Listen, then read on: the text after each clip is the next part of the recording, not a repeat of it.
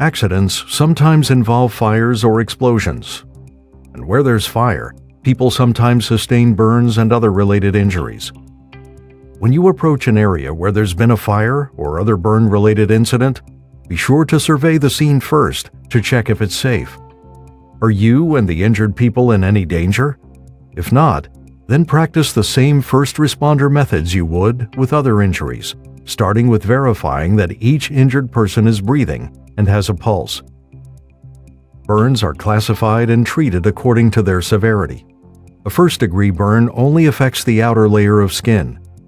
For such relatively mild burns, the skin reddens and any pain is isolated to the burn site. Most first-degree burns are minor and don't require any expert medical attention.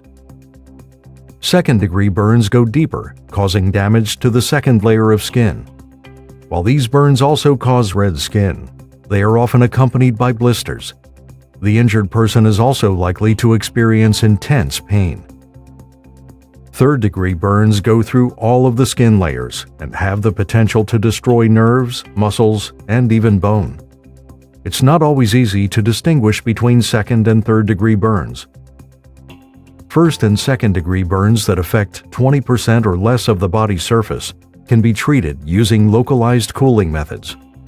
Because the aim of this treatment is to cool the burn area until pain subsides, you should only administer cooling to someone who's conscious and able to communicate their level of pain.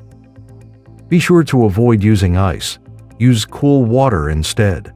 And to prevent permanent damage, don't apply cooling for more than 2 hours. When treating a burn, don't remove any burnt clothing from areas that have stuck to the burn site. Don't apply any burn ointments, and don't break the blisters of any burns. But you may cover the entire burnt area with a sterile or clean dressing. Unfortunately, some burns are too severe for cooling to have any effect. Second or third-degree burns covering more than 20% of the body should be treated by medical professionals immediately. In particular, burns in this category that occur on the face, hands, feet, or genitals require expert medical attention. In the case of burns to the face, the respiratory system may be affected. You should check for any indication of soot or black smoke around the injured person's mouth and nose. If any soot is visible, this could indicate burns to the air passage. If a burn victim has difficulty breathing, a medical professional should tend to them immediately.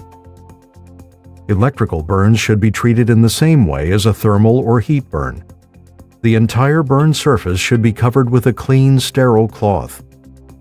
If the injured person has come into contact with an electrical source, don't approach or touch them. The electrical source could still be live, which could cause further injury. While burns are not uncommon, knowing how to treat more severe burn injuries is key. Now take a moment to answer some practice questions.